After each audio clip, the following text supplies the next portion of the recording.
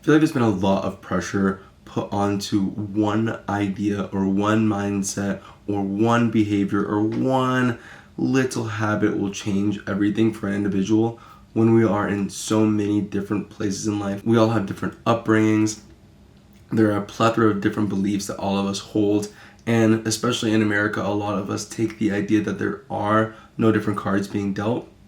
You'll see that there's the person that happens to succeed, the happy-go-lucky, everything seems to go their way, and they're always motivated, always seeming to always get the upper hand, lucky, lucky, lucky, lucky, lucky. And on the other hand, there's the other person that is always down bad, they're always struggling, nothing's ever going right, someone's always hurting them in life, nothing ever seems to go their way.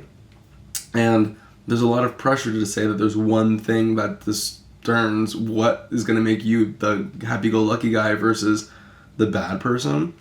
And I think in this struggle, it makes it very, very simplistic. But in reality, there are so many different things that go on. Like when you're younger, there are so many different beliefs that are instilled in you. You're a child, like you can't really do much. Your entire world is external. All external forces are holding you up. You're pretty useless. You can't really do much. And if you had a parent that helped you out and helped you age and helped you grow up, eventually you become less dependent on them. And this is a habit for me. I've got 3 of them that have completely revolutionized the way that I see the world, that I even struggled with being in America and having a plethora of opportunities but not being able to see them. You just couldn't see the opportunities in front of myself. I really couldn't. And now it just seems like even the most minuscule thing becomes a grand opportunity.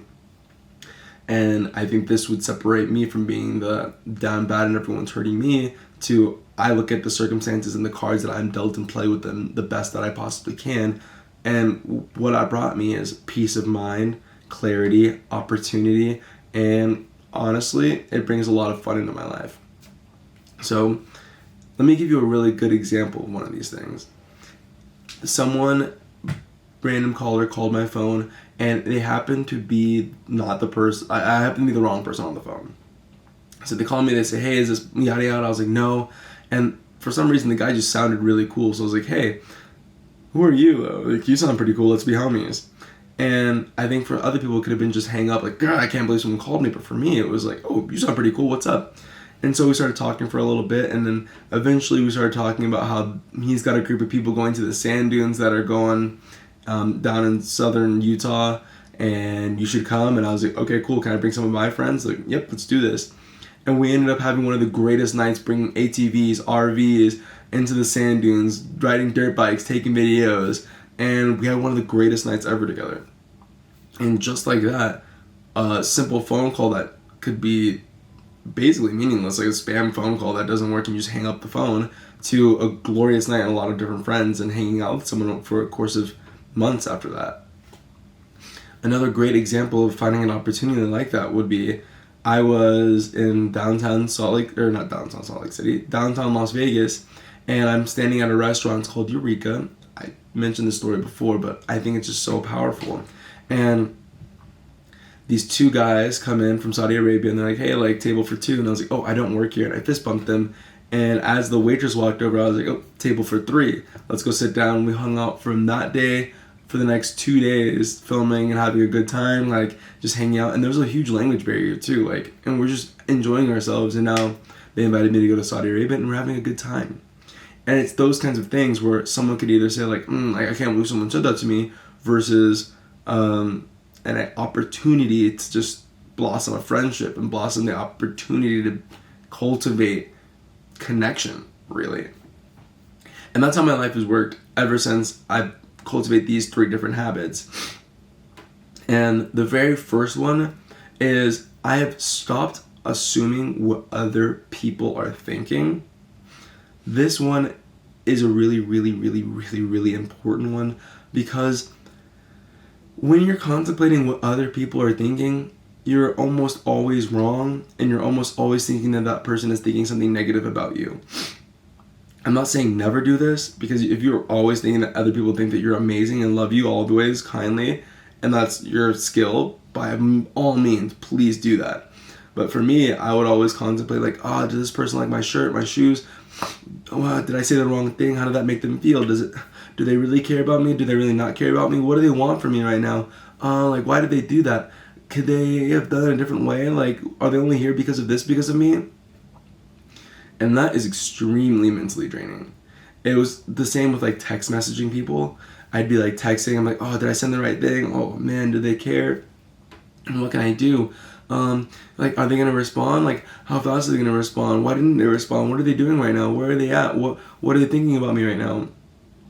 And honestly, the way that I cultivated this habit of stopping that was by purely just realizing that other people are in their own world. Like, give them the benefit of the doubt. Like, the situation could be, I would say, for example, someone didn't respond to me, but I was expecting them to respond to me at like now-ish. I think that's happening to me right now. And I think the benefit of the doubt in my mind is like, oh, they're probably still sleeping. Or they're probably like working on something right now and then their phone's on do not disturb. And I'll get to it later. It's fine. But that happens all the time to a lot of people, but they let it eat up their entire day. And that is just one of those things where you gotta like give someone the benefit of the doubt. Give them the positive. Like, hey, if they're not meeting some sort of expectation that you have for them, give them the benefit of the doubt. Anything that'll make it seem like it's okay for you. You know what I mean? Because if you give them a not benefit of the doubt, you're just gonna stress yourself out. And you're never gonna be right. It's just never gonna be correct. So just don't do that. The second skill that I cultivated that has really, really helped the way that I see myself and others was I was hanging out with a lot of friends that would roast each other. We would bully each other verbally, and it was a lot of fun. It was funny.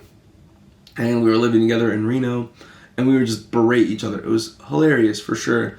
But to say the least, I was very disappointed in myself because I could always see the negatives in myself, and I would say them first so that I could bring out the worst side of me so that it couldn't hurt me from any other angle. What I realized was that I always had something bad to say about myself. And I was like, why is that a thing? And then I started looking at strangers as we were going to like grocery markets or if we were going out to the beach. And I always had the first thing that thought that came to my mind was something negative about the other person. And what I recognized was that there was a link between me talking negatively about another person and me talking negatively about myself. So what I decided to do was pick up a new habit. And this habit was complimenting any stranger I saw, either verbally, out loud, or in my head.